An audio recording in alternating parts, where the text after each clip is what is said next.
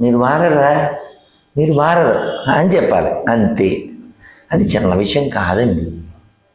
కాబట్టి ధర్మ ప్రచారం చేసేటప్పుడు అవమానాలు వస్తాయి, ఆటంకాలు వస్తాయి. మీరు నా వాట్సాప్ చూడొచ్చు. అసలు మామూలు భాష కాదు ఇది. వారి వికారం అంతా లకార ప్రయోగంలో చూపిస్తుంటారు ఆ ప్రకారంగా. ఏంటి వాడి పేరు అభిషేకు, వాడి పేరు సుబ్రహ్మణ్యం, వాడి పేరు రాంబాబు, వాడి పేరు సాంబా. హిందువులే కదండి, వాళ్ళేం బయట వాళ్ళు పుట్టారు ఏంటండి. లక్ష్మీ సుధాకర్.